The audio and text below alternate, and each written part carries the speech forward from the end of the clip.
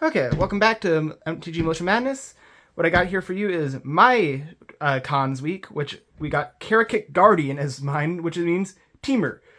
You will notice Karakyk Guardian is a proxy. It's because it was so forgettable in what this deck does, I actually forgot to buy one.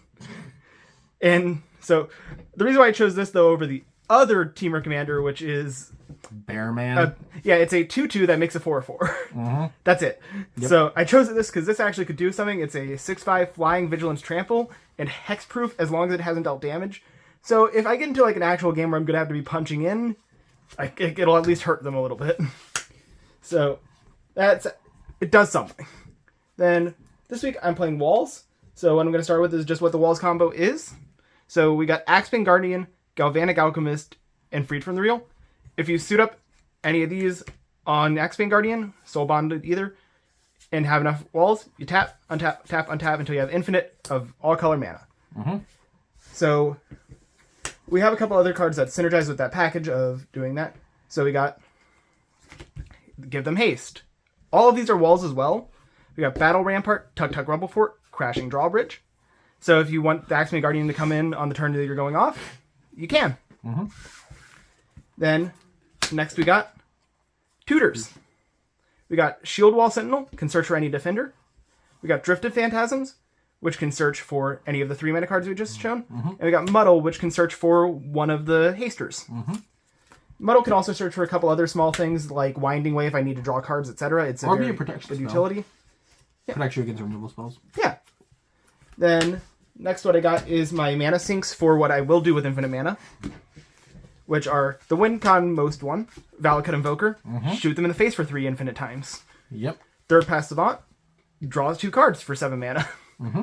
Vivian's Grizzly, 4 mana. You look at the top card. If it's a creature or planeswalker, there aren't planeswalkers in this format, you put it in your hand. If not, you put it on the bottom. So you just go through and just draw all the creatures. Yeah, we have uncommon planeswalkers they're printed, but not any common ones. Yep.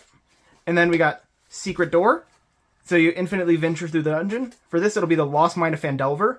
So you'll scry 1, you'll get a treasure, then each opponent loses 1 life and gains a life, and then you draw a card. And you can infinitely just, yeah. Yep, I'm pretty sure I will pick basically no other modes than those, unless like for some reason I want an infinite board of goblins. Yeah. But it'll just constantly be able to make me draw cards and kill my opponent. Mm-hmm. And then hypothetically, if I do get too far into my deck, I could go into the Tomb of Annihilation after gaining enough life to then drain them without drawing cards. Yeah. But hopefully I have more than 20 cards in my deck when I start doing that. Mm-hmm. But yeah. Beast Rider Vanguard, it's very similar to Vivian's Grizzly, but it starts at 2 mana. And instead of looking at 1, I get to look at 3 cards and take a permanent rather than a creature, which is nice if I haven't comboed off yet because it's actually more competitive and I can actually get my enchantment freed from the real off of it. Mm-hmm. Or hit land drops and just like when you're not comboing off, right? Yep. Well, speaking of land drops, I do actually have a lot of stuff here to get. Mana? Yeah. So if I need to find lands, I got Floriferous Vinewall, which can look at the top 6, reveal a land, put it in my hand. Gatekeeper Vine can search for a gate or a basic. I'm literally only playing 1 gate in the deck to help with that. Mm-hmm.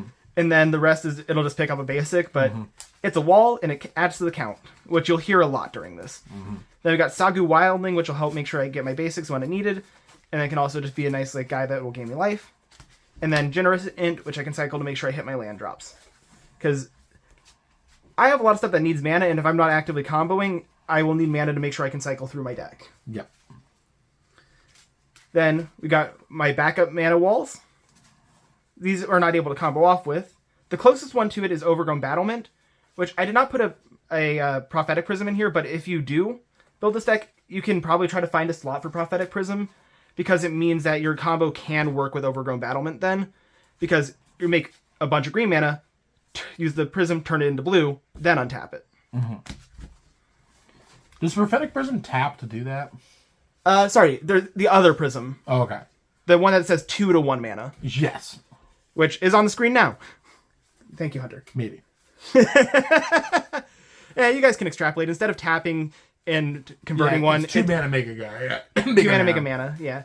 Then I got all of my 1 mana guys. So we got the traditional 4 that make colored mana. So I'm not playing Boreal Druid because it doesn't make a color of mana, and that makes it a lot more awkward. Same reason I wasn't playing Boreal Druid last week. But yeah, I got Llanowar, Findhorn, Elvish, Arbor. I say Elvish Mystic, I just said the first word of it, but yeah. Then we got two slightly weirder ones, which are Ceruli Caretaker and Jespera Sentinel.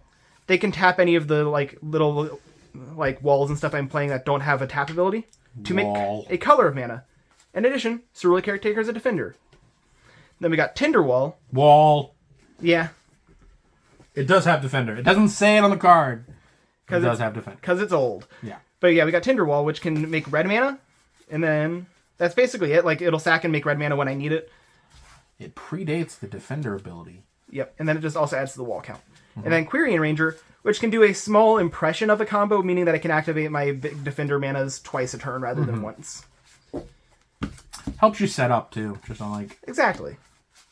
And then we got 3 guys that are just walls because I needed more walls that are at competitive rate. So we got Portcullis Vine. I can use this to sack a creature with Defender to draw a card, so it can help me get through my deck if I'm really bricking. It's also just an 0/3. Jotty Offshoot, which can gain me life and keep me alive. And then Wall of Runes, which scries 1. Sure does, Morgan. That's all it does. Then we have my 2 wall win cons if I'm not going infinite, which are Vent Sentinel, which can shoot somebody for every defender I have, and Doorkeeper, which can mill somebody for every defender I have. And so if you combine this with some of the untappers, even if I'm not going infinite and I just had to put an untapper on this, I can go 3 mana, well, 2 mana to shoot, 1 mana untap, 2 mana to shoot again, and that could deal up to like 5 or 6 damage in each shot. So even without going infinite, it means that my untappers are still actually threats. That is another thing that Muddle Mixture can search for is Doorkeeper. Yep. So there is like another combo piece in there that it can find. Then I have just some value cards, which you'll note that these are creatures, which will get brought up in a second when I show you what my draw package is. We have Mole Drifter for drawing 2, and then Palm Prophet for drawing 1. Evolution Witness, if something hits the yard, it can bring it back, which is going to be fairly useful.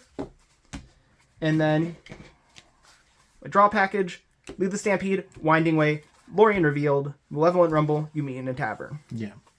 So Malevolent Rumble, Lorien Revealed, just good draw spells. Don't really need too much setup around them. But these are pretty standard. They've been in like every green deck we've played. But I have run 36 creatures. Yeah. So Lead the Stampede, Winding Way, and You Meet in a Tavern, on average, like should hit about half or more, because if you think about it, a little over half my deck is creatures. So the ones that hit 5 should average out at about 2.5 to 3. The one that hits 4 averages at about 2. And that's a really good rate for the cost of these spells. You Meet in a Tavern, the second one, not so relevant, but... It could be. A lot of these creatures don't have Defender. I might just punch you with L's. 16 of them don't have Defender. Yeah. So we'll see what happens with that. I'd put money on the fact that you're probably not.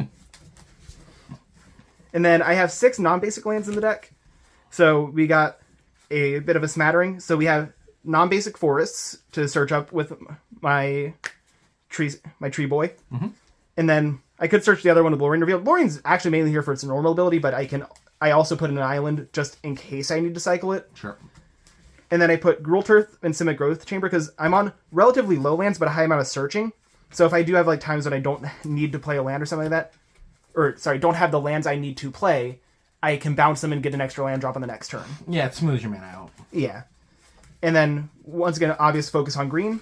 Then I have Manor Gate as my only gate because it's a target for Gate Creeper Vine and can make sure that I get red mana or blue mana when I need it. Even though this is the green one, it'll always be able to get red or blue if I need it. Not both, but one or the other. Yeah. That's why it's better than any of the like normal true guild gates. And then we have 1 Ash Barrens here, which can just help thin my deck out.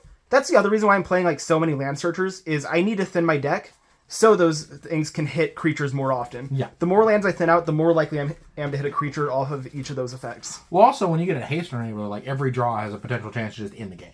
Yep. And then I'm playing 9 forests and 1 island.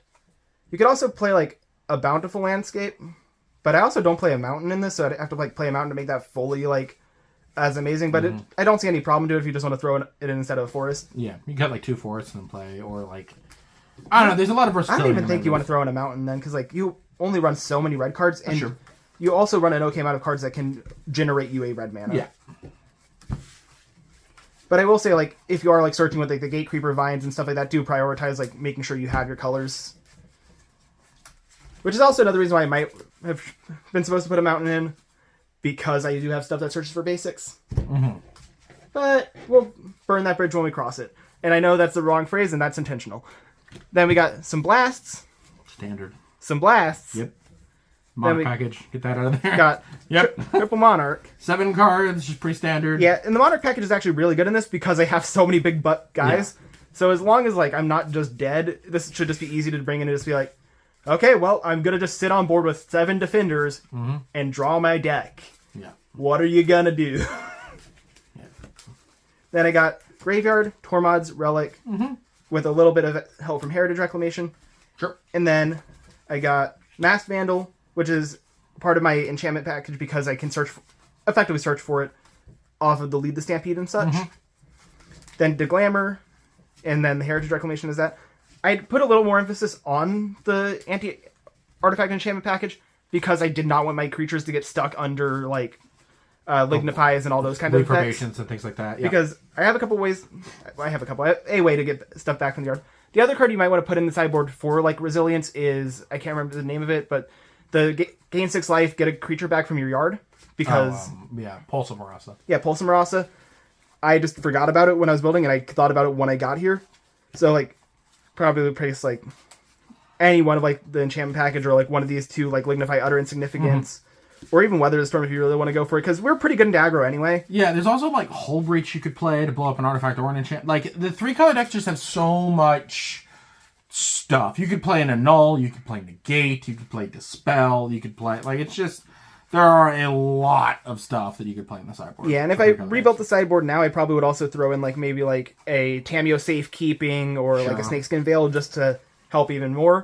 But I didn't think about it before I got over here, and I can't change it now because we're filming. I don't have my cards. Yeah. But just so, if you know, like, stuff to just keep your combo safe is very important. Very, very, yeah, and the sideboards are so... Especially the 3-color decks are so versatile. So again, think of it as a template, not as like, this is absolutely the right thing to do, you know, because there's just so much you can play. Yeah, and I might kill somebody with a Karakyk Guardian, who knows. But that was it for Temur Walls. It honestly is probably 90% able to be played in just a blue-green deck. Like, Gretchen Titchwillow actually seems pretty good for it because it is an infinite mana user. It just feels weird because you lose a lot of your hasters and you lose Valakut Invoker's easy kill potential. And you have to kill on a weirder axis, right? Yeah, like, a lot of the easiest kills were, instead of using, like, Valakut Invoker, was, like, using the green Invoker to buff up your elf. Or, like, I had a really roundabout way because it just happened to be a 2-mana value wall, which was Wall of Pharaohs and playing a desert. So, yeah, if you could infinitely mana, you could easily infinitely go through your deck. So you could also play Dance of the Tumbleweeds to go search that desert. Yeah, but what that would enable... Well, it wouldn't really matter because if you're infiniting, you can go through your deck infinitely until you hit it. And then once you do, you can play down the Wall of Pharaohs and then shoot them once until they die. Yeah. It's a really bad card, but it was like, it just fit into the value 2-mana wall slot when I didn't have as many cards to just toss in. And I think there's also a version of this that goes a lot more into the red cards. That's like this like the Splinter Twin decks that used to exist in Modern, where they're like, you're playing a lot of like red interaction, you're like controlling, and then just setting up this win condition. I think you could also put it like that too. Yeah, the only like awkward thing about that is you do have to make sure you have your critical mass of walls, because you need at least like 2 or 3 out when you start the combo so that you have the mana to pay for the untapping. And so if you just only get Axebane Guardian down with like one other wall, you can't even combo, and it's awkward. Yeah. It's a different deck for sure. Yeah. I do think it is a deck that works. But okay, but that's it for this deck tech. We'll see you in the gameplay real soon. Make sure you do all the good stuff like share, comment, subscribe, and yeah.